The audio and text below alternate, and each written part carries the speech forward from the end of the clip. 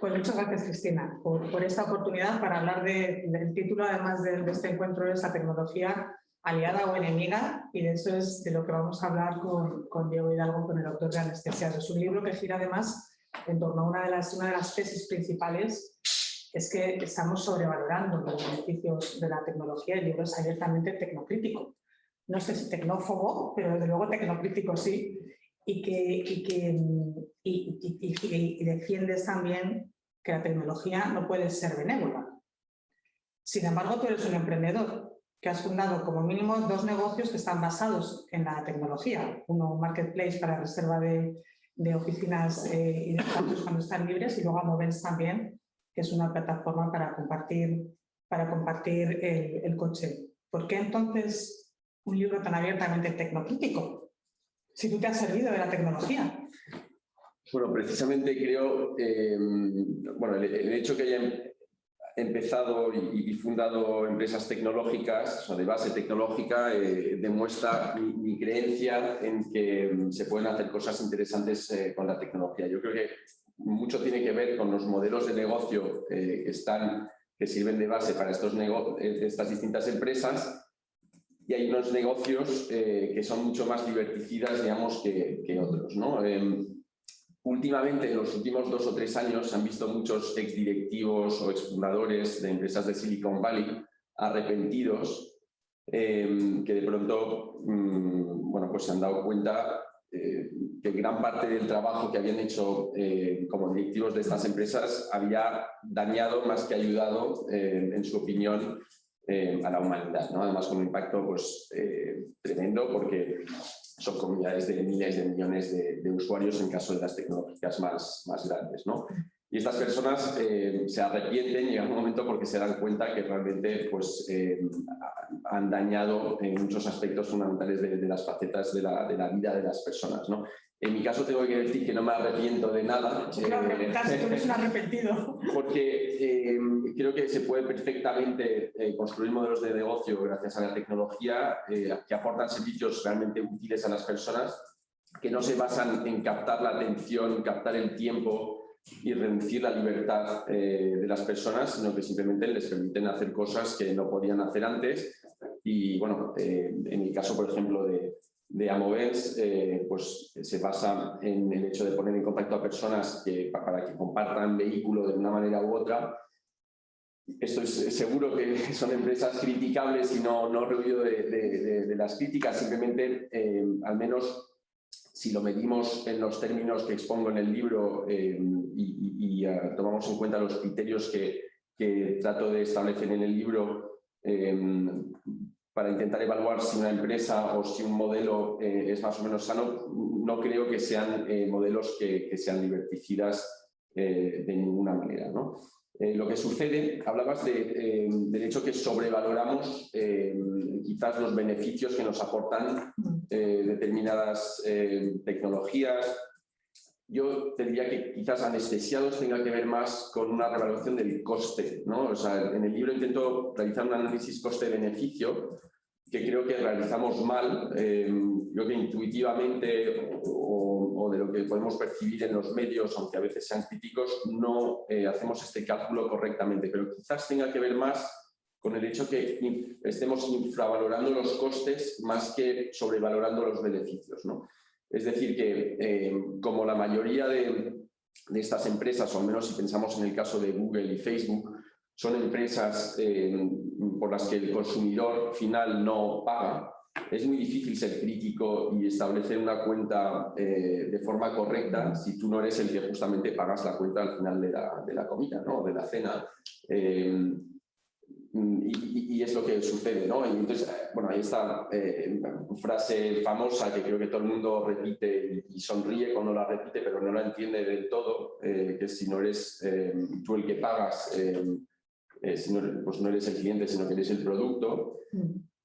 Y la verdad es que creo que es una afirmación que no es una simple broma, ¿no? Y en el sentido que estos modelos de negocio en el que no pagas la cuenta son modelos de negocio, intento demostrar en Anestesiados, basados en el hecho que pagamos con pequeñas parcelas de nuestra libertad que son además paquetizadas, vendidas en mercados, un poco como los derivados, digamos, se venden en los mercados, pues estas pequeñas parcelas de nuestra libertad se venden después en un mercado y nos hacen cada vez menos libres, ¿no?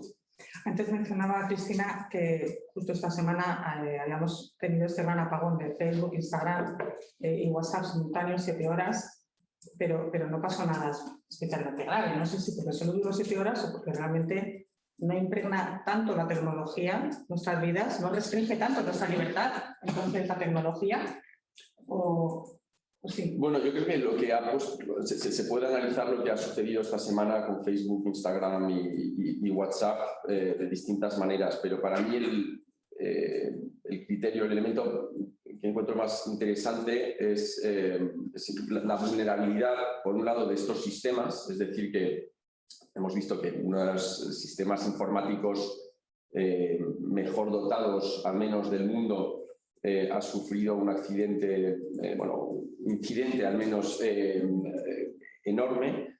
Entonces, estos sistemas en sí son vulnerables, pero nosotros también somos vulnerables y somos vulnerables porque dependemos de ellos. Entonces, es verdad que no ha habido ningún accidente. Pero no tanto, ¿o sí? A ver, yo creo, en el libro propongo un modelo que llamo las 3 edades de la tecnología digital, en el que hablo basado en los 3 estados de la materia, ¿no? Hablo de la edad de la tecnología sólida, líquida y gaseosa. La tecnología sólida sería una edad que arranca pues, más o menos con el inicio de la tecnología digital en los años 60, 70, 80 y que iría hasta el año 2007. Es una fase en la que la tecnología se parece mucho a un sólido, en el sentido que un sólido es, pues si cojo cualquier objeto, lo puedo dejar en el rincón de una habitación, alejarme, tengo cierto control sobre él. Si me quiero volver a acercar y cogerlo en mi mano, pues lo puedo hacer. Y si pensamos también en la forma en la que ingerimos sólidos, es decir, la forma en la que comemos, pues es algo que hacemos 2, 3, 4 veces al día. No estamos, podemos picotear, pero de forma más o menos consciente, ¿no? Pero más bien más consciente que menos. La edad de la tecnología líquida, entonces esta edad, estaría representada por el ordenador personal, que se enciende cuando se desea utilizar y se apaga cuando el uso ha terminado. Mientras que la edad de la tecnología líquida, que empezaría en el año 2007, simbólicamente, por supuesto, con la salida del primer iPhone, y en general una edad representada, simbolizada por el smartphone, esta es una edad en la que nuestra relación con la tecnología se parece más a la que tenemos con un líquido. Es decir, un líquido se sigue pudiendo contener, embotellar, controlar de cierta manera, pero se esparce mucho más fácilmente y también bebemos muchas más veces al día sin que esto defina tanto el momento en el que estamos. Y creo que estamos aventurándonos al inicio de la edad de la tecnología gaseosa, que es una tecnología que nos rodea como los gases que respiramos de forma inconsciente y que ya no se puede apagar. Entonces, si me he permitido resumir este pequeño modelo que desarrollo en el libro, es que creo que estamos todavía en una edad en la que si la tecnología se apaga, sufrimos, o algunos seguro que lo han vivido como si tuvieran mucha sed, digamos, ya para retomar la metáfora, pero todavía no era como si no pudieran respirar, ¿no? Y creo que el problema es que dependemos cada vez más de la tecnología a medida que vamos externalizando facultades cognitivas, la memoria, la orientación, pero de forma ya casi más extensa la forma de pensar. Es decir, nos apoyamos en herramientas tecnológicas para hacer prácticamente cualquier cosa. Entonces, claro, cuando estas herramientas fallan, pues ahí creo que estamos en una situación de gran vulnerabilidad, que en este caso creo que ha sido una llamada de atención, pero creo que se puede analizar de esta manera y que en el futuro sería bastante preocupante. Acabas de mencionar que delegamos facultades en la tecnología cada vez más y cada vez más cuando la tecnología empieza a ser más gaseosa, ¿no? Pero la tecnología también nos sirve o nos debería servir para aprender, para mejorar nuestras facultades. ¿Dónde está ese punto intermedio? ¿Aprendemos con la tecnología? ¿Nos va a hacer más tontos o nos va a ayudar a potenciar nuestra inteligencia? Pues una vez más diría que en anestesiados, es verdad que a veces no me molesto en recordar todo lo fantástico que puede ser la tecnología si nos apoyamos correctamente en ella y si la utilizamos en lugar de que sea ella la que nos utilice.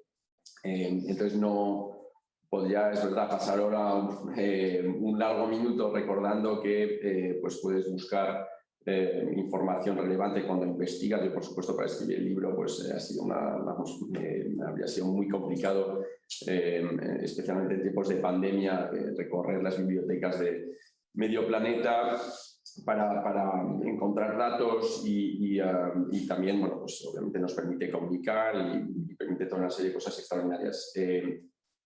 Sin embargo, entonces, así como el título del debate de hoy, aliada o enemiga, es provocativo y obviamente no podemos, al menos yo no puedo aventurarme a responder aliada o enemiga, aquí tampoco te puedo decir aprendemos o desaprendemos, pero el mecanismo que trato de poner en evidencia en el libro, que creo que, vamos, el que creo es hablar realmente poco, es que en todos estos procesos en los que delegamos una facultad fundamental, y mencionaba antes la memoria o la orientación, que son dos de los elementos que se han estudiado más, incluso desde un punto de vista neurológico, cuando delegamos estas facultades, luego las perdemos en gran parte. Es decir, si tú, bueno, el caso que creo que todo el mundo, con el que todo el mundo casi se puede identificar es el de los números de teléfono, pues antes a lo mejor de media conocíamos 30, 40, 50 números de teléfono fácilmente y hoy en día, cito las estadísticas exactas en el libro, pero pues no sé, un 70% de las personas creo no recuerdan de sus hijos y un 50% ni siquiera el suyo, ¿no? O algo por el estilo. Entonces, realmente esta externalización sí resulta en un desaprendizaje e incluso, por ejemplo, cuando se usa, cuando navegas, por ejemplo, con un coche usando el GPS, no se encienden las mismas partes del cerebro que cuando lo haces simplemente apoyándote en tus propios sentidos, ¿no?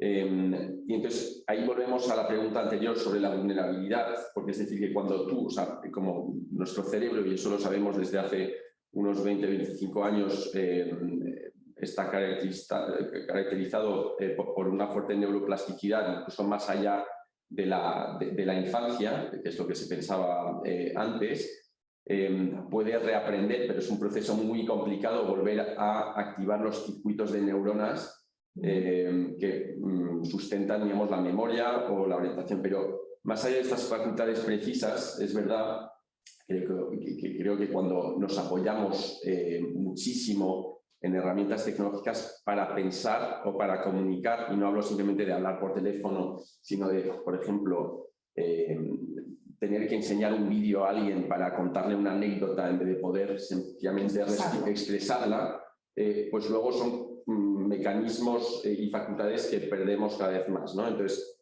luego cuando la tecnología falla, cuando no tenemos acceso a ella, es uno de los elementos de vulnerabilidad. Luego también intento destacar que no es lo mismo, o sea, podría parecer una sustitución de facultades, es decir, lo mismo que hacía yo mismo, pues ahora me ayuda a hacerlo una herramienta tecnológica, pero es una sustitución imperfecta. Es decir, si tú, por ejemplo, tienes conocimientos, hoy en día parece que no sirve para nada aprenderse datos, ¿no? O sea, conocer datos directamente. Y no digo que el hecho de memorizar, como se hace en determinados países, quizás en España, en las facultades, cantidades de hechos sin reflexionar, sea algo necesariamente muy interesante. Sin embargo, si uno no tiene estos datos y si no tiene estos conocimientos directamente en sí y tiene que recurrir a la Wikipedia, por así decirlo, para tener cualquier dato en mente y utilizarlo, pues no lo va a utilizar de la misma manera, no va a poder construir una argumentación si tiene que cada vez buscar de forma externa estos conocimientos, ¿no? Perdemos la capacidad de crear nosotros nuestras propias interrelaciones y accedemos a interrelaciones ya creadas, quizás.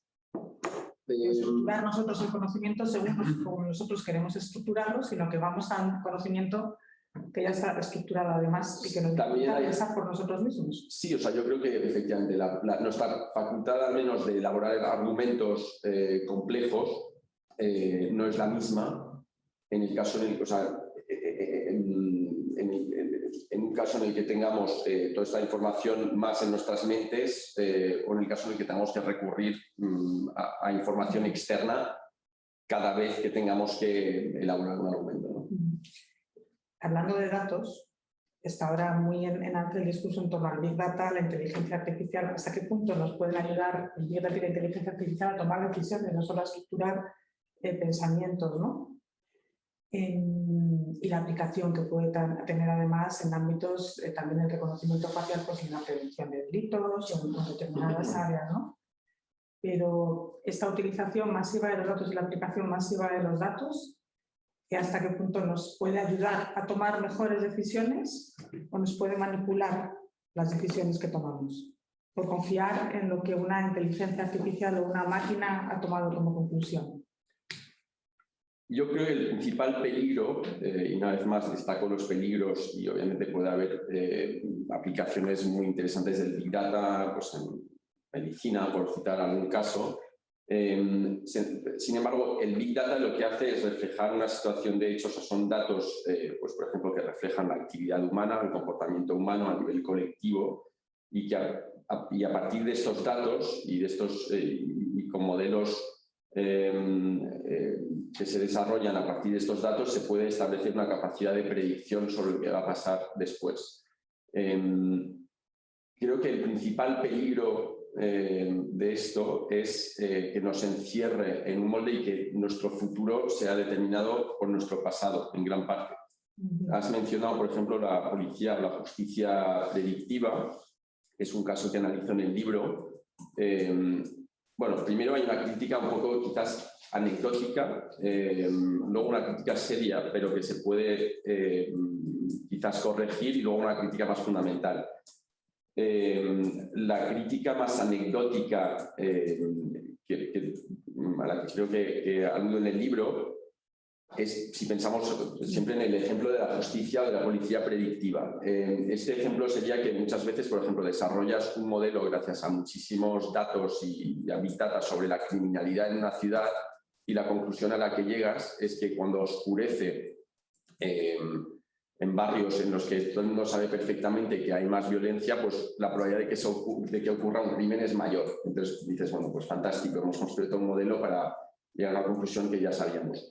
La crítica un poco más seria, pero creo que se puede corregir, es que muchas veces estos modelos, y no me voy a extender sobre ella porque creo que es la crítica que más se comenta, estos modelos reproducen los sesgos que nosotros ya tenemos. Es decir, que los algoritmos y el Big Data puede ser racista, sexista, etcétera, porque desafortunadamente son riesgos que existen en los comportamientos humanos, que por lo tanto se ven reflejados en los datos, en este Big Data, y por lo tanto los modelos predictivos pues reproducen estos sesgos. Pero creo que la crítica más fundamental que yo formulo es que, como decía, este futuro predictivo es prisionero del pasado. Es decir, por ejemplo, si un policía arresta a una persona sencillamente basado en el hecho que un modelo de Big Data ha dicho que esta persona tenía un 87% de probabilidades de cometer un crimen o un delito, primero hay una injusticia inherente al hecho que es un proceso de intención y que los criterios jurídicos que permiten arrestar a una persona... Es una predicción que no es probable, es una hipótesis. Exacto, es una hipótesis y entonces es una negación además de la libertad humana, del libre albedrío y de bueno, pues eso, es una injusticia, digamos, global. Si pensamos más, eso era un ejemplo de policía predictiva. También existe, no es exactamente lo mismo, la justicia predictiva, es decir, nos podemos imaginar algoritmos que asisten a un juez, por ejemplo, a tomar una decisión sobre la pena que debería aplicar, sobre el riesgo, por ejemplo, de reincidencia de determinado delincuente o criminal. Una vez más, esto se va a basar en elementos pasados que además en muchos casos van a superar totalmente a esta persona, porque esta persona va a ser considerada en este modelo de Big Data como una persona perteneciendo a un grupo determinado que tiene una probabilidad de reincidir o no. Pero el problema además es que puedes decir, bueno, pero al final será un juez el que tome la decisión y este modelo de Big Data, en este caso que he citado, únicamente será una asistencia más. Pero aquí nos podemos preguntar si un juez que, por ejemplo, ve en su pantallita o en su modelo que esta persona, según el modelo de Big Data, según este algoritmo, este delincuente tiene un 92% de probabilidad, o aunque sea pongamos un 70% de probabilidad de reincidir, este juez de verdad va a aplicar su libertad de juicio personal, de verdad va a reinyectar criterio humano y a tomar el riesgo de contradecir, por así decirlo, el modelo de Big Data. Va a ser muy difícil. Va a confiar a lo mejor más en los resultados que le da el modelo, ¿no? Exacto. Y ahí, quizás con esto voy a terminar sobre esta pregunta. Hemos llegado a un punto en el que los datos, el Big Data y la inteligencia artificial que se construye a partir de estos modelos, nos creemos que tiene el poder de enunciar la verdad, ¿no? Es decir, que al final le atribuimos una capacidad ilimitada y poco cuestionada a de decirnos realmente lo que va a suceder. Y como tenemos esta ilusión de objetividad, por así decirlo, ¿no? Y entonces esto es muy difícil de cuestionar y creo que hemos llegado ya a un punto en el que el criterio humano tiene menos, y en algunos casos es verdad, es decir, se va a equivocar menos la máquina que el ser humano. Pero volvemos al criterio humano. Esa máquina está alimentada por datos que tienen un sesgo, pero esos datos han sido alimentados por un humano. Quiero decir, la máquina no se alimenta de datos ella sola. A partir de unos datos que le metes a la inteligencia artificial es cuando se aplica el machine learning y comienza a aprender. ¿Sería posible trabajar antes? Quiero decir, incidir antes en con qué datos estás trabajando la máquina, qué datos le metes para que precisamente no condicionemos el presente al pasado, no haya ese sesgo en los algoritmos, incidir sobre el algoritmo. Al final, quien lo programa es un humano. ¿Qué responsabilidad tenemos los humanos en esa inteligencia artificial que estamos creando?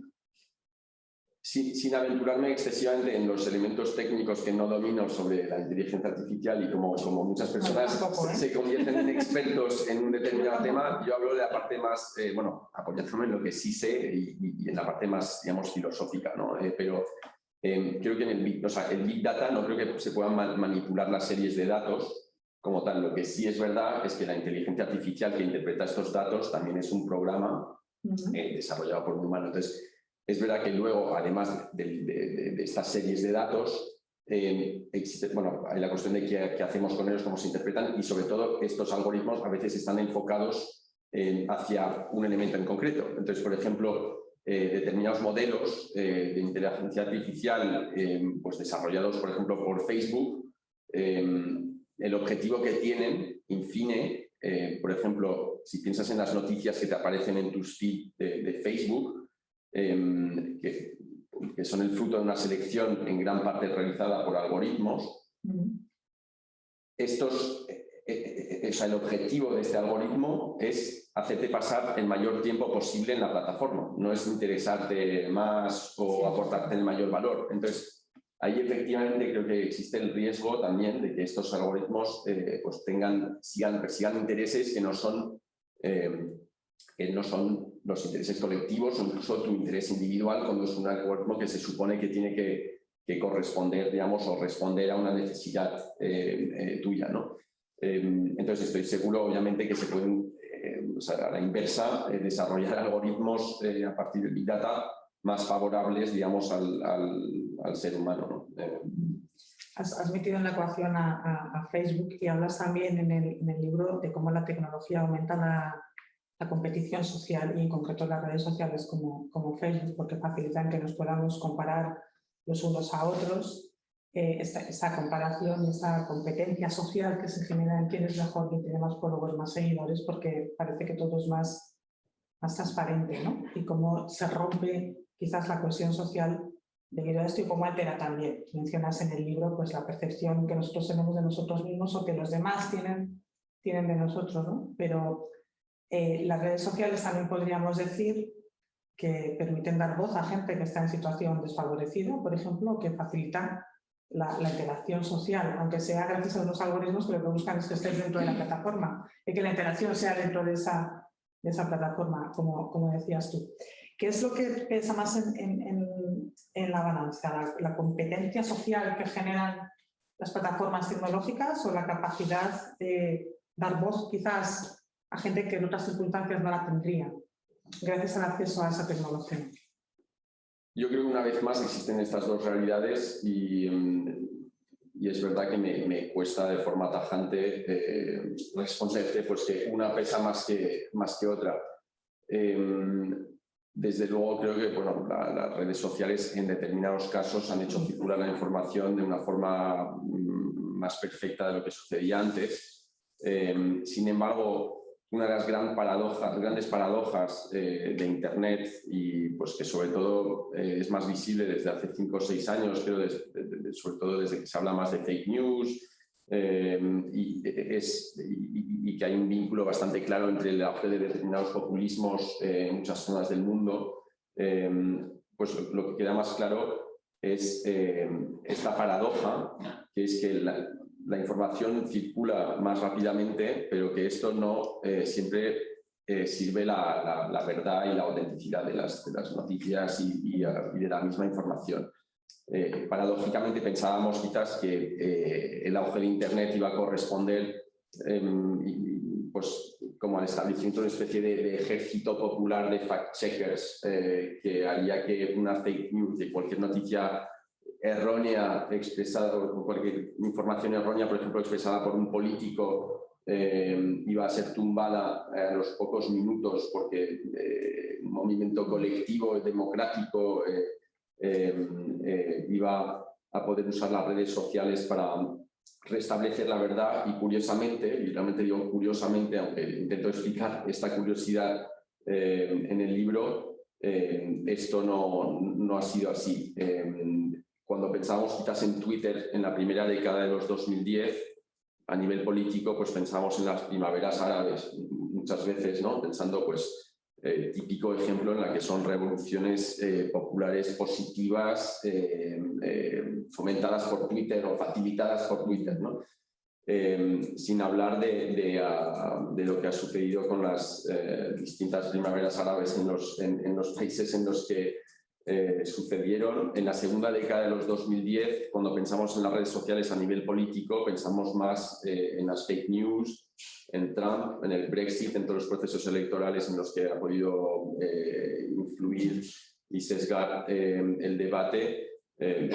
Entonces, no niego desde luego que determinados colectivos puedan tener pues mayor poder de representación y de expresar sus necesidades y de tener visibilidad a través de las redes sociales. Pero volviendo al otro elemento de tu pregunta, que tiene que ver con la intensificación de la presión social, sí creo que es algo, y por intentar dar una respuesta de verdad, un poco de sí o no a tu pregunta, a nivel colectivo, o sea, si miras en el número de personas afectadas, creo que es alucinante, porque esta presión social, sobre todo en los adolescentes quizás que están menos armados, incluso desde un punto de vista neurológico, para afrontar esta presión social, pero también en los adultos, efectivamente se ha creado una especie de arena de combate social siempre encendida, sin estas válvulas, porque la presión social no es algo que se ha creado en los últimos 10-15 años, es algo que ha caracterizado cualquier sociedad humana,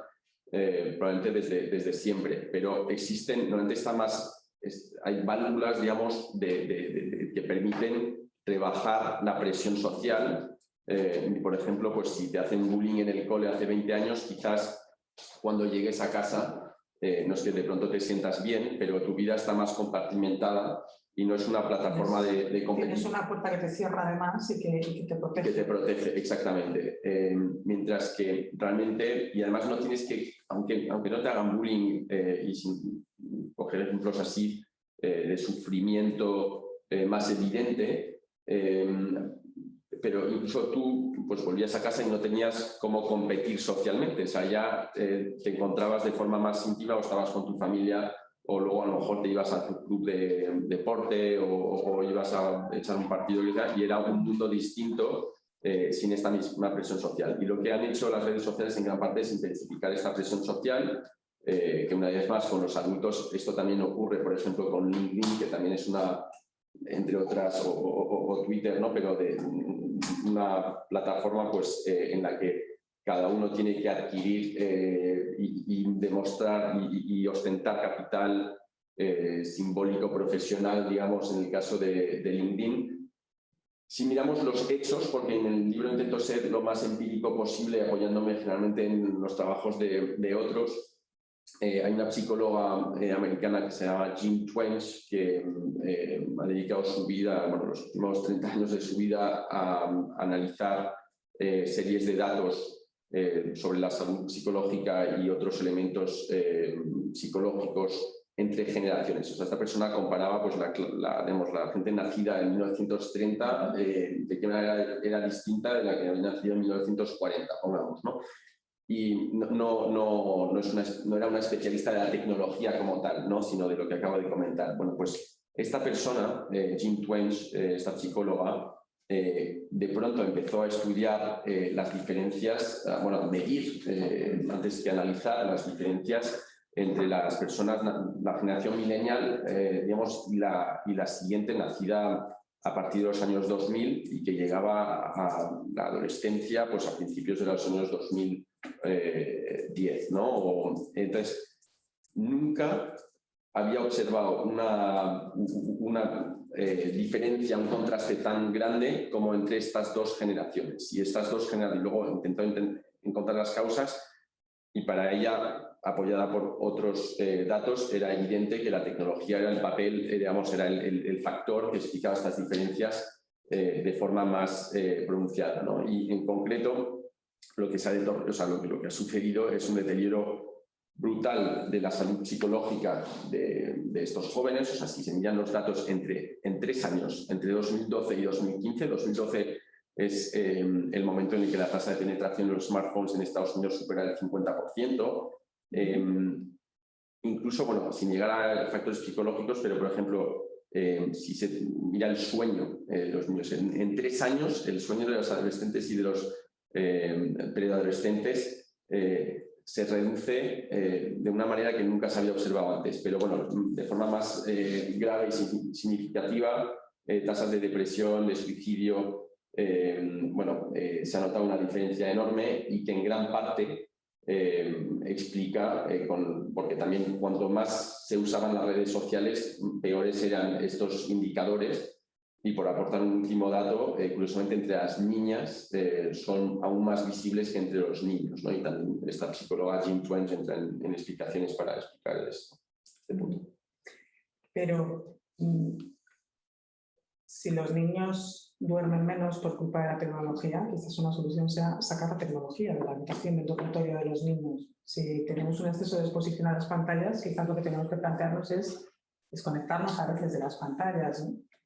Porque en tu libro también propones formas de evitar que la tecnología nos utilice a nosotros, ser nosotros quienes utilizamos la tecnología.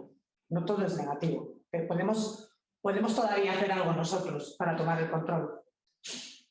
Bueno, eso es mi esperanza y intento ser optimista, aunque no siempre lo soy, porque también soy realista. Pero nos ha quedado claro que eres tecnocrítico como mínimo y pesimista, así bajando la pendiente.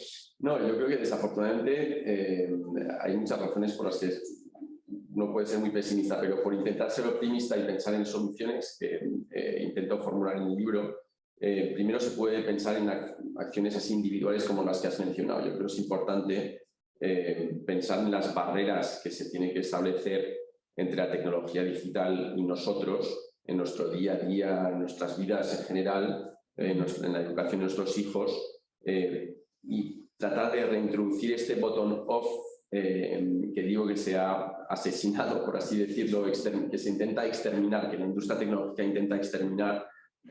Y para mí el botón off y el botón on son justamente marcas de control. Es decir, tú enciendes cuando decides tener un uso proactivo de la tecnología, apagas cuando este uso ha terminado y ya estás desconectado de nuevo, ¿no?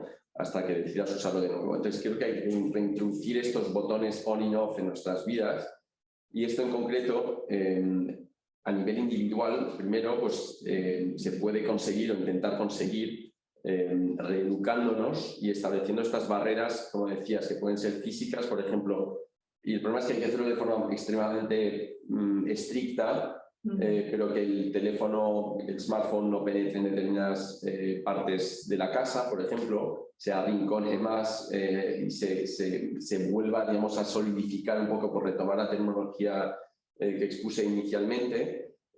También puede ser barreras de tiempo, sobre todo, bueno, se piensa en los niños, pero también en nosotros puede haber playas horarias o así, momentos de la semana o del día en el que literalmente no se usa el teléfono, o momentos importantes, por ejemplo, las comidas, y ahí hay que también, pues, desde luego, dar el ejemplo a los niños y no caer en las excepciones de forma repetida. Y luego para los niños también creo que es importante gradualmente, y propongo en el libro, bueno, hay varios modelos de psicólogos que, por ejemplo, pues establecen, digamos, las edades a partir de las cuales hay que realmente intentar mantener la barrera entre la tecnología y los niños, ¿no? Sin embargo, creo que si se aborda el problema exclusivamente desde el punto de vista de qué puedo hacer yo para tener una relación más sana con la tecnología, caemos en lo que se llama una ilusión de control, que es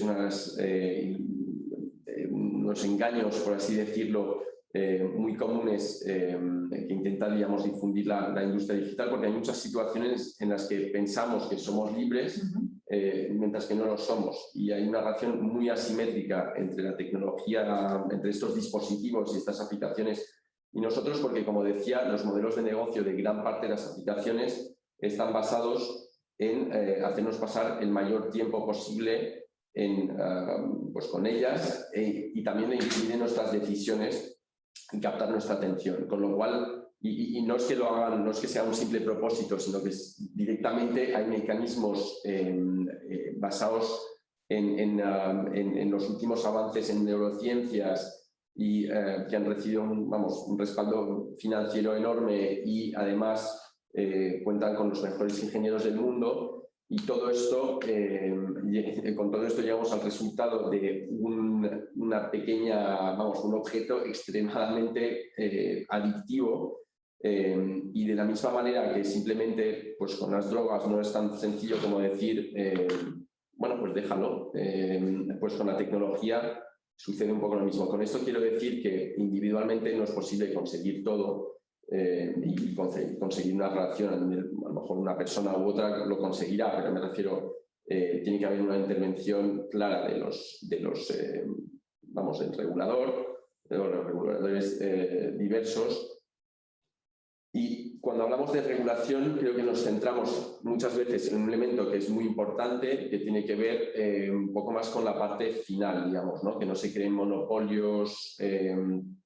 La gran cuestión es, tenemos que desmantelar, por ejemplo, a los gigantes tecnológicos, pregunta que me parece muy interesante, pero creo que, por un lado, los dos elementos clave que también habría que regular son los modelos de negocio, que como he dicho antes, son la base del pecado original, digamos, de las grandes tecnológicas. Es decir, cuando Google descubrió sobre el año 2002-2003 que estaba consiguiendo una mina de datos que le permitía desarrollar una especie de bola de cristal comportamental, y básicamente una indicación bastante clara de lo que algunos expertos llaman los futuros comportamentales de la gente, y que estos lo podían vender en un mercado, y con esto podían ganar muchísimo dinero. Pues esto ha hecho que toda una industria se apoye en estos mecanismos básicamente liberticidas, porque, como decía antes, básicamente consisten en la venta, el trading en mercados que se parecen mucho a los mercados financieros, de pequeñas parcelitas de nuestra libertad. Y creo que esto, no soy el único en decirlo, pero habría que sencillamente prohibir estos modelos. Y sé que puede sonar muy radical decir, pues, dos de las mayores empresas del mundo, como Google y Facebook, pues tienen modelos de negocios que deberían ser prohibidos. Pero, por ejemplo, Shoshana Zuboff, que es una profesora de la Harvard Business School, profesora emérita de la Harvard Business School, y desde luego que no es una radical, una extremista intervencionista.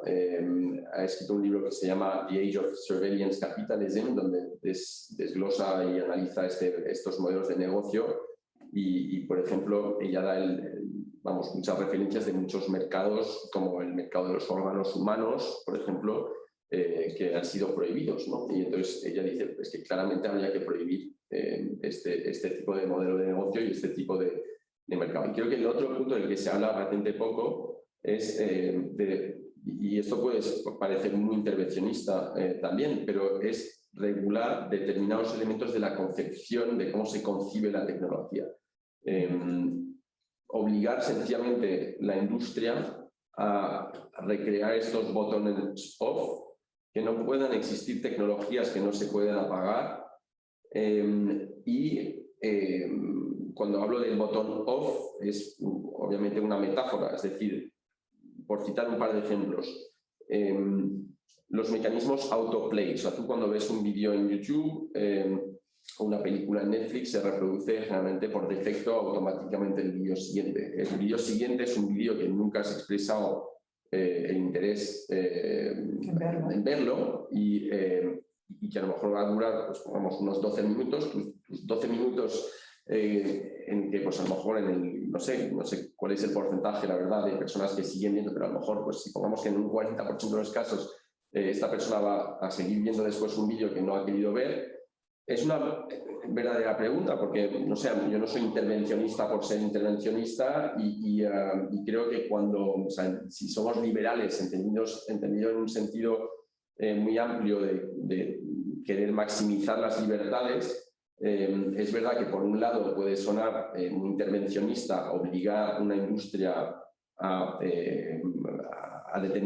seguir determinados patrones y pautas en la concepción de sus dispositivos, pero también como liberal, si estas tecnologías son muy liberticidas y afectan a miles de millones de personas, pues creo que es justificado al menos abrir una reflexión sobre esto. Bueno, Zuckerberg ya me ha dicho que tiene que trocear Facebook y separar Facebook, WhatsApp, Instagram, que no sé si realmente se avendrá a ello, lo dudo, pero ya tiene el aviso sobre la mesa. Sí, yo creo que aquí diría dos o tres cosas. Primero, lo que también deberíamos hacer es, lo que debería hacer el regulador, aquí es una cuestión más de regulación de mercados más tradicional, pero es vigilar mucho más las fusiones y adquisiciones en estas industrias con herramientas quizás un poco más finas de las que hay hoy. Es decir, si tú coges, por ejemplo, con los criterios habituales que usa el regulador, la absorción de Instagram por Facebook, pues podrías decir, a ver, es una empresa de 13 empleados que hasta ahora ha facturado 0, no le veo gran riesgo a que otra empresa la adquiera, ¿no? Pero entonces allí, por eso hablo de visión un poco más fina, ¿no? Cuando Facebook compra WhatsApp por algo así como 17.000 millones de euros y es una plataforma usada ya en aquel momento, yo creo, por cientos de millones de personas, pues ahí surgen más dudas de por qué el regulador lo ha autorizado, y en realidad no son tanto dudas como porque ves que Facebook en aquel momento aportó toda una serie de garantías que luego incumplió a los 2 o 3 años, desencadenando, por cierto, en la salida de los propios fundadores de WhatsApp, que describieron cómo el propio Zuckerberg y el equipo de Facebook les había directamente engañado y les había hecho coaching sobre cómo era imposible desde un punto de vista técnico integrar las dos plataformas, cosa que hicieron 2 o 3 años después y supuso una multa pues a lo mejor de cientos de millones de dólares, es decir, un fragmento de los beneficios trimestrales de Facebook el año, insignificante, básicamente. Entonces, bueno, yo creo que hay que vigilar las fusiones y adquisiciones con ojos más finos, pero luego creo que también es una forma, o sea, es interesante probablemente, creo que pondría muchos beneficios desmantelar determinados gigantes tecnológicos, pero creo que es un poco tratar el problema de forma sintomática, ¿no? No voy a repetir el punto anterior, pero en mi opinión, sería mucho más interesante articular los modelos de negocio y ahí hemos hablado mucho de la atención y entonces a lo mejor hemos pensado mucho en Google y Facebook. Yo creo que gigantes tecnológicos como Apple, o sea, el caso de Apple, digamos, es un poco un elemento aparte porque el grueso del negocio de Apple consiste en vender hardware y tiene una política de datos mucho más restrictiva y menos preocupante, creo, que los otros gigantes. El caso de Amazon quizás sea un caso antitrust un poco más clásico, con la creación de monopolios muy clara en una cantidad de sectores cada vez más transversal. Pero, en fin, creo que en general, antes que desmantelar, o a la vez quizás, sería pensar más en las causas raíces, ¿no?, de estos problemas. Me gustaría abrir el debate al resto de los participantes, tanto los presenciales como los que están conectados, pero antes hemos abierto un debate previo en Twitter, precisamente en una red social, con el hashtag #anestesiados. Y hay gente que nos ha trasladado sus comentarios y que algunos están vinculados con cuestiones que has dicho, por ejemplo, respecto al móvil, ¿no? David Martínez nos dice: yo lo que digo es que a menudo reducimos la tecnología que entendemos a nivel usuario y reside en el móvil. Si ampliamos esa tecnología a la investigación biomédica, por ejemplo, la física o la pregunta de tecnología aliada o enemiga, no tendría sentido. Quizás habría que hablar de movilogía. Paula García Andrés le responde a David: no te digo que no, esto da para una conversación con un rico almuerzo. Incluso a nivel usuario, sea con móvil, tablet, PC, puedes hacer daño, maldad, acoso, por ejemplo, también con la biomedicina mal dirigida. Decía Paula, es importante la educación, buen uso, adecuado y responsable. Manuel nos dice: esto que dice Diego es crucial, nos han vendido que Internet acabó con los mediadores y mucha gente lo aplaudió porque le tenían manía a los medios tradicionales, pero ahora hay mucha más mediación y, lo que es peor, está concentrada en 3 o 4 macrocorporaciones extranjeras. Y continúa Manuel también: es claro que estos gigantes de Internet tienen más influencia sobre los niños que sus propios padres, que nos quitaron el off para captar nuestra atención las 24 horas y que esto nos perjudica. Borja Suara, cuando se le pregunta tecnología aliada o enemiga, dice claramente: yo voto por aliada. Paula le contesta: él siempre y cuando vaya acompañado de la educación en el buen uso y uso adecuado con responsabilidad. Tenemos a Laura Cuesta Cano también, que nos dice que es importante no tener tecnología cerca, smartphones, apps, redes sociales, notificaciones, como forma de regular su uso. Yo creo más en el autocontrol y el conocimiento. Eduardo Reyes vota también por aliada. Miguel Ángel Alfaro, que es del sector sanitario, nos cuenta que la influencia sobre las bases biológicas del neurodesarrollo es el gran melón en estudios sobre el impacto de la exposición temprana a pantallas. Cada vez hay más evidencia de que no se debe exponer a las pantallas. Sigue también Miguel Ángel diciendo: sin duda estamos ante una nueva práctica social que genera conflictos intrafamiliares de difícil abordaje. Esteban Musiente nos dice: hay quien no es capaz de abstraerse de qué le sucedería si faltara la tecnología, y lo único es que todo iría algo más lento, pero seguiría igual, tanto lo bueno como lo malo. Y a partir de aquí, si os parece, ya abrimos el turno de preguntas a los participantes. Por aquí tenemos una. Son muchas preguntas ya, no sé si debemos hacer una ronda o como queráis vosotros. Pues una ronda quizás, ¿no? De respuestas sobre... ¿Respuestas sobre esto? Sobre esto, perfecto. Y vamos a ello. Perfecto. A ver, me va a ser difícil contestar todas estas preguntas de golpe, pero quizás por destacar 2 o 3 elementos. Ha habido un par de preguntas sobre la familia, ¿no? Y las consecuencias ya percibibles, que ya se pueden percibir, que la tecnología digital ha tenido en los últimos 20 años sobre nosotros a nivel psicológico y social. Uno de los puntos que destaco es precisamente que en gran parte la tecnología ha debilitado las estructuras sociales, las instituciones y en concreto la familia, en el sentido que, propongo una analogía, digamos, con un hogar, una casa que tiene una sola puerta de entrada y en la que para entrar tienes que llamar al timbre todo el mundo se entera cuando entras en casa o cuando alguien llama a la puerta, y por lo tanto se ejerce pues, un control social familiar sobre quién entra o quién sale del hogar, ¿no? Antes había una línea de teléfono en casa y cuando llamaba a un amigo cuando tú eras pequeño pues tenía que presentarse, antes no sabías que iba a ponerse en el teléfono. Tenías que hacer el esfuerzo de presentarse y tenías que pasar por este filtro, esta puerta de entrada, ¿no? Y es verdad que hoy en día con las herramientas digitales pues es como si se hubiesen multiplicado las puertas de entrada, y en algunos casos probablemente no sea dañino, pero sí que básicamente es como si las grandes tecnológicas consiguieran establecer un canal directo sin filtro con cada uno de los miembros de la familia, ¿no? Entonces, ahí desde un punto de vista simplemente sociológico sí que se observa que se debilita la institución familiar. A nivel social, o sea, de la sociedad, pues también creo que se puede observar este tipo de mecanismo con muchos tipos de instituciones que la tecnología pues, permite sencillamente pues, evitar, ¿no? Para llegar a establecer un puente directo entre las personas. Sin embargo, sobre la pregunta o el comentario sobre la desintermediación, es cierto que a pesar de lo que acabo de decir, muchas tecnologías se presentan como tecnologías de la desintermediación y parecen empoderar a las personas, pues estableciendo entre ellas un contacto directo. Yo creo que aquí tenemos una paradoja, porque sin negar algunos aspectos de sensación de libertad, sobre todo sin negar la sensación de libertad que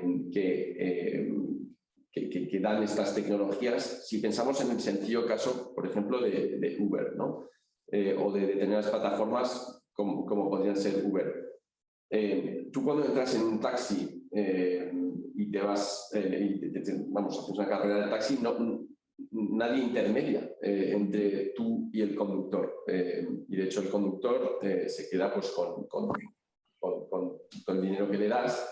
Y no hay intermediación. Sí que puede haber, incluso en el caso de radiotaxis, o no vamos a entrar en los detalles de esto, pero el taxista pagaba pues, X euros al mes por tener ese servicio y no había una intermediación constante, ¿no? Mientras que con una plataforma como Uber, que muchas veces se describe como una plataforma de desintermediación, tienes un intermediario que siempre, en todos los casos, desde California, pues cobra un 20% al chofer de la carrera que está haciendo, ¿no? Entonces, yo creo que a veces hay esta ilusión de desintermediación que en el fondo es una hiperintermediación, y esto, vamos, es fundamental en muchas industrias, como por ejemplo la industria hotelera. En ese caso, pues había agencias y otras instituciones que cogían su porcentaje, digamos, pero es que hoy en día Booking es un intermediario, Booking y 2 o 3 más, pero hiperconcentrados, que intermedian en una gran mayoría de las transacciones con los hoteles, ¿no? Vamos por las preguntas presentes. Tienes una detrás de ti. Enviamos. Sí, yo pensando... Tenim un sobre o no tenim? Ja li he donat. Ah, ja li he donat, Sí. que li he donat. Un petit sobre que tenia. Ah, Pensando, yo soy Diego Y- Llanes, pensando en el futuro y en la vida de mis 11 nietos, de los cuales 3 son hijos de Diego, hay varias cosas que me preocupan muchísimo a nivel más macro, que tienen que ver con la robótica, de la que no se ha hablado todavía en esta discusión, y me molesta mucho el evocar problemas sin proponer soluciones. Y yo creo que ahí tienes una continuación de tu libro que mucha gente te ha pedido. Me preocupa la obsolescencia del género humano. Si una máquina, un robot, es capaz de hacer todas las tareas concebibles mejor que los humanos, puede llegar un momento en que presidentes de bancos o presidentes de naciones o presidentes de entidades, no digamos para tareas manuales, todas puedan ser hechas por robots de una manera mejor que el ser humano se quede obsoleto con las consecuencias que eso puede tener sobre la vida, la moral, etcétera, etcétera. El segundo problema es que haya saltos tecnológicos que caigan en manos de unos pocos que lo usen en su beneficio en detrimento de la humanidad.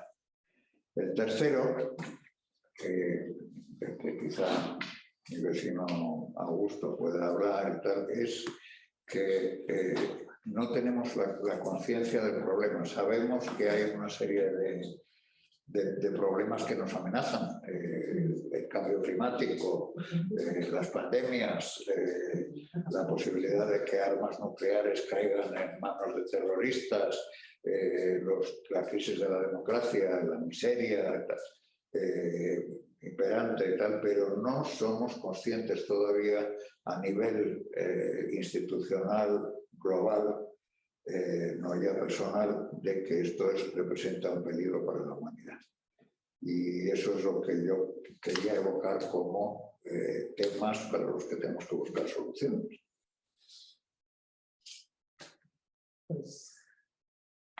Bueno, sí, yo creo que vamos, en mi libro hay un capítulo titulado Obsoletos, punto de interrogación, sobre el primer punto, en el que precisamente abro esta reflexión sobre bueno, el futuro del ser humano en un mundo en el que reina la eficiencia, no sé, se erige como norma universal, digamos, la eficiencia digital y la eficiencia en todos los procesos, y sabemos que la máquina puede parecer o es más eficiente que el ser humano poco a poco, parece, en casi todo, ¿no? Entonces dices, bueno, si lo más importante es la eficiencia y la máquina es más eficiente que el ser humano, pues parece que la conclusión lógica es que la máquina lo va a hacer poco a poco todo, va a reemplazar el ser humano en todo y por lo tanto nos tenemos que preguntar, bueno, pues entonces, ¿qué quedará para el ser humano, ¿no? Este debate muchas veces se plantea, pero se ciñe, digamos, al ámbito económico, ¿no? Y laboral especialmente. Entonces decimos, ¿qué haremos, por ejemplo, si incluso los puestos que consideramos de contenido puramente intelectual, que pensaríamos hace pocos años que jamás podrían ser reemplazados por seres humanos, si un director de un banco o el presidente de un país puede ser un algoritmo o una inteligencia artificial, realmente qué tipo de trabajo queda para el ser humano? Antes efectivamente se reemplazaba más la fuerza física y la inteligencia artificial parece prometer que se pueda reemplazar cualquier tipo de trabajo. Yo creo que antes de llegar a esta imagen un poco sensacionalista, aunque quizás mucho más realista de lo que pensábamos, ya vemos cómo se ha desarrollado una especie de management algorítmico en los últimos años, en los que incluso estos propios directivos se ven influidos cada vez más por una asistencia basada en datos y en algoritmos, ¿no? Antes, por ejemplo, cuando hablamos de la justicia predictiva, pues también podríamos pensar que el trabajo de un juez pues es un trabajo esencialmente humano, pero pensamos, bueno, si este juez va a tener una asistencia algorítmica en cada una de las decisiones que toma, antes de llegar a la imagen de un juez robot humanoide sentado en el asiento del juez y dictando su sentencia desde ahí, bueno, si el juez sigue siendo un ser humano, pero que en el fondo responde a criterios dictados y a sugerencias, aparentes sugerencias de la máquina, nos podemos preguntar si en este caso el juez no habría sido reemplazado por algoritmos, ¿no? Y bueno, los escenarios tampoco, sin repetir todos los elementos que has comentado ahora sobre los riesgos, existen efectivamente riesgos de lo que llamo en el libro democratización de la capacidad de destrucción masiva, es decir, la tecnología nuclear que vemos como principal arma de destrucción masiva es una tecnología que a día de hoy, al menos históricamente, se ha podido más o menos controlar. O sea, la proliferación hasta ahora no ha sido generalizada, ¿no? O sea, ha habido estados que han accedido a estas tecnologías, pero un adolescente en su habitación va a tener grandes dificultades para llegar a ella, ¿no? Supone movilizar muchísimos recursos, cosa que las tecnologías de destrucción masiva basadas en la inteligencia artificial y la robótica podría ser un caso muy diferente, ¿no? O sea, mucho más accesible, y cuando, por ejemplo, se ve que hoy ya se pueden descargar en Internet unos ficheros de armas que se pueden imprimir con una impresora 3D, pues obviamente puede levantar muchas preocupaciones, ¿no? Entonces existen las preocupaciones de que caigan en manos erróneas, pero también otro escenario que muchos expertos se toman muy en serio tiene que ver con lo que se podría llamar los accidentes de laboratorio o sea, el hecho que la inteligencia artificial, como hemos mencionado en un momento, se autoalimenta. Es decir, son modelos justamente muy potentes porque pues con el machine learning y otros principios precisamente suponen que no haya una supervisión humana constante y se le dé cierta autonomía para que se autodesarrolle. Entonces, existen riesgos de que en este proceso en el que la tecnología se autorreplica, si además hoy en día pues pensamos en los robots como algo que se puede controlar bastante fácilmente, ¿no? Pero si robots dotadores de inteligencia artificial de pronto tuvieran mucha autonomía,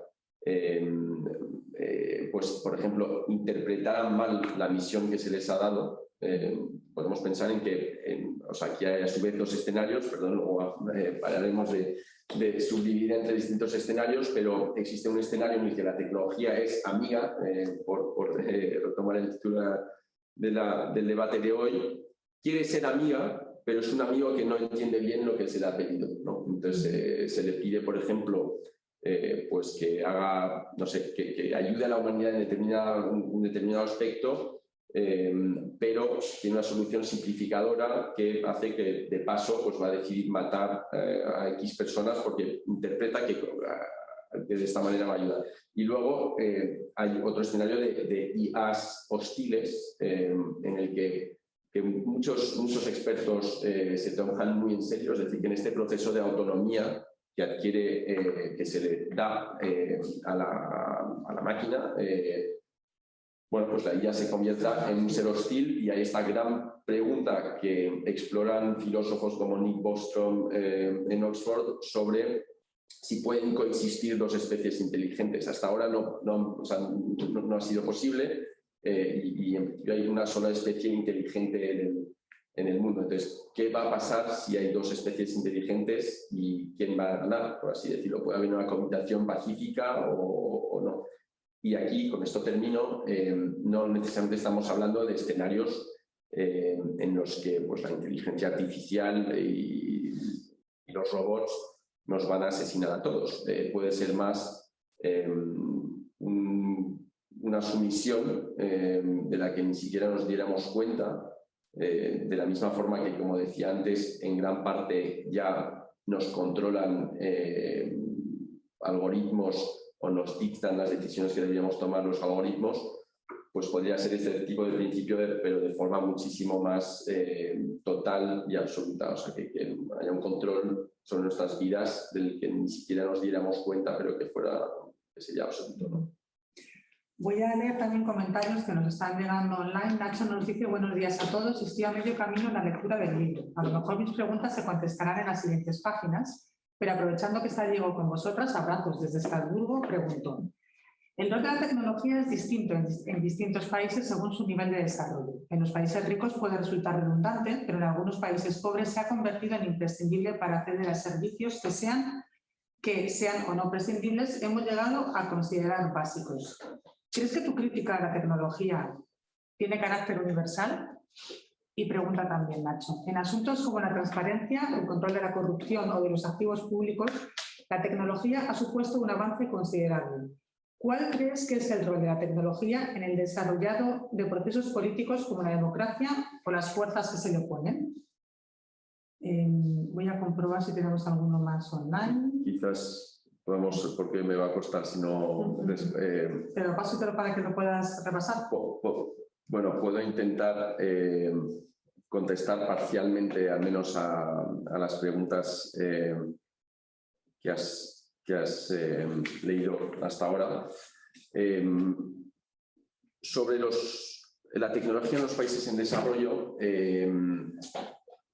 bueno, yo creo que sí, estoy convencido de que puede ayudar en algunos aspectos del desarrollo en países pobres. Es verdad que hay una parte de mi análisis que consiste en concluir un poco, bueno, se puede hacer una analogía, ¿no?, con la riqueza, sencillamente. Es decir, a lo mejor hay que llegar a determinado punto de riqueza o de eficiencia en los procesos ayudados por la tecnología para poder vivir bien, para que los límites, digamos, materiales no sean un obstáculo a nuestra felicidad, y aunque no nos den la felicidad, pues es necesario, pues, empezar a comer lo suficiente y tener determinado nivel de confort material, y después de determinado punto, pues a lo mejor el hecho de ser más ricos o de tener el objetivo de perseguir la riqueza como objetivo principal,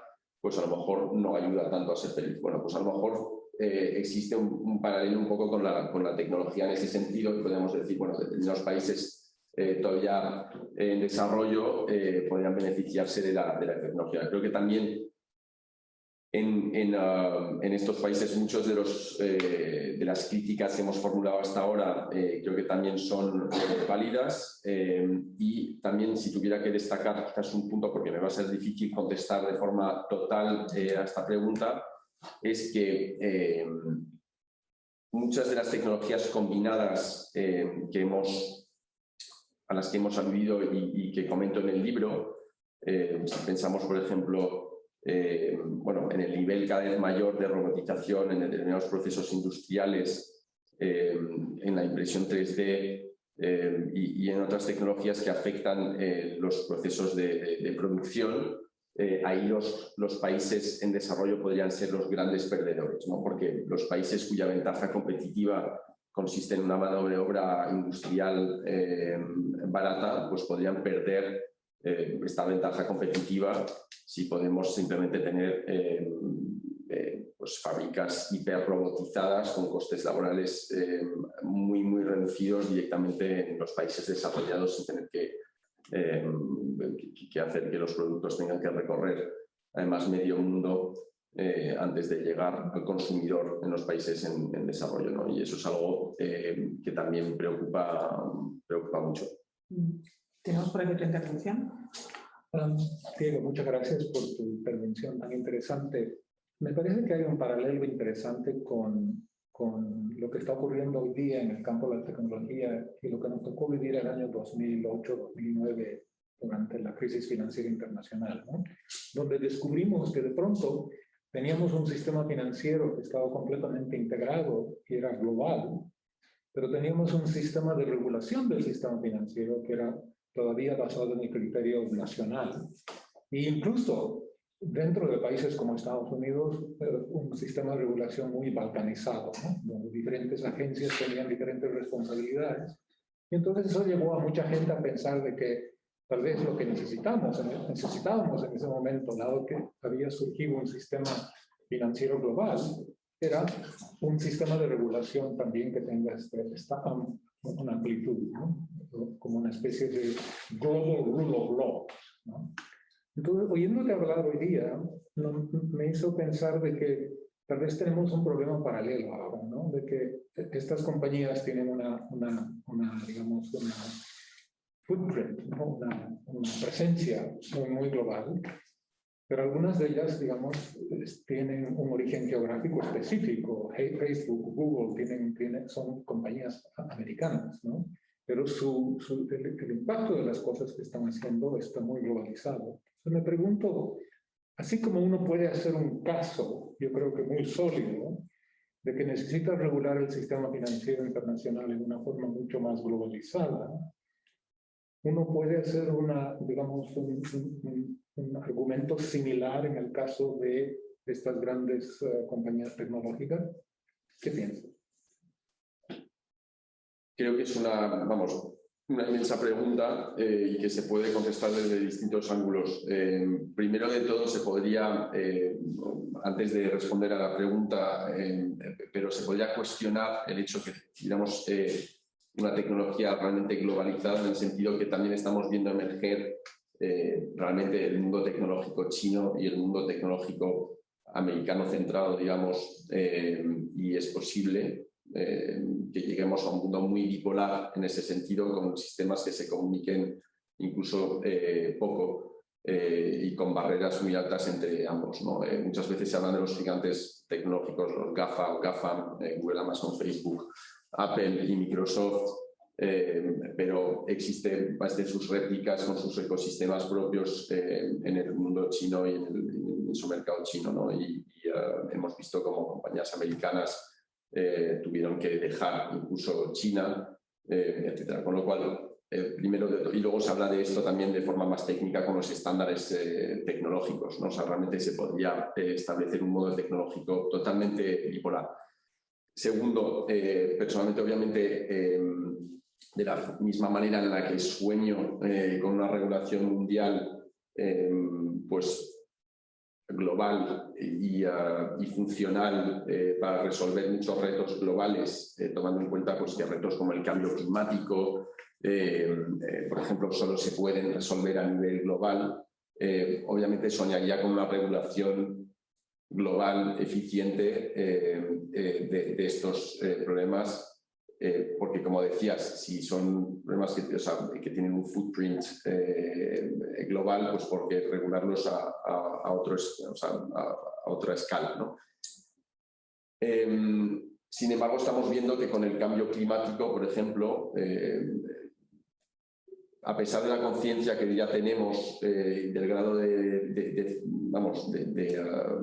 de consenso científico en torno al problema, a pesar de todo esto estamos teniendo muchísimos problemas para regularlo de forma eficiente a nivel global, entre otras cosas por una causa que creo que sería la misma, por la que me preocupa que no podamos regular fácilmente estos problemas a nivel de la tecnología, que es la posible pérdida de competitividad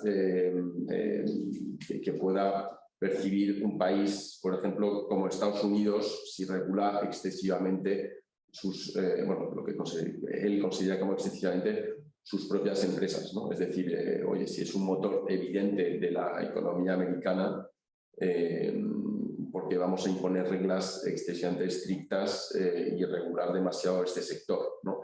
Y vemos que en los políticos americanos hay un poco esta tensión. Incluso, por ejemplo, Trump, que en algunos casos, o sea, en algunas facetas era muy anti, iba muy en contra de estas empresas. Por otro lado, era el primero en otros contextos en defender el que no se regularan, ¿no?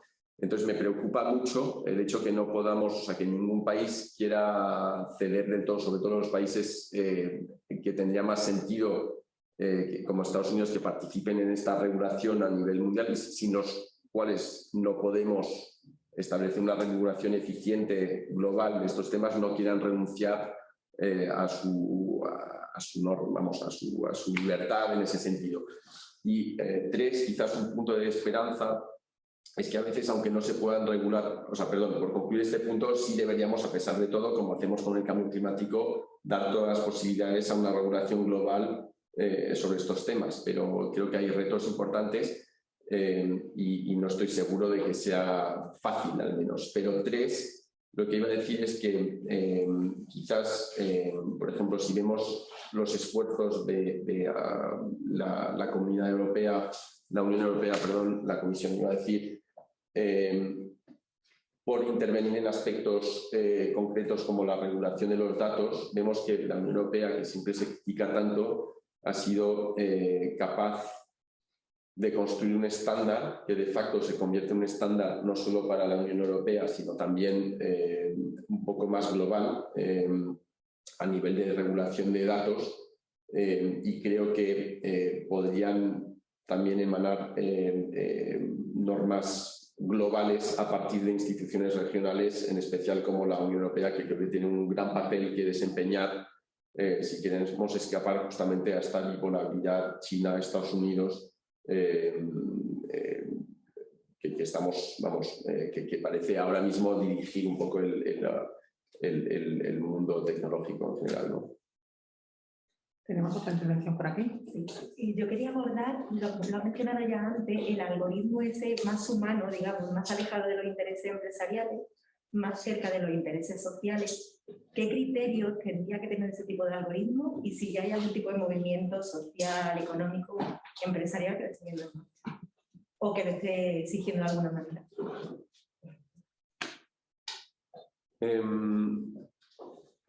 Aquí una vez más no voy a entrar en elementos demasiado técnicos porque no los domino. Simplemente creo que hay una especie de contradicción entre dos principios, ¿no? Es decir, la inteligencia artificial, o sea, los modelos de inteligencia artificial son modelos en los que damos mucha autonomía a la máquina para que aprenda sola y desarrolle sus propios criterios, por así decir, ¿no? O sea, que aprenda sola y al final que tengamos menos control sobre ella, ¿no?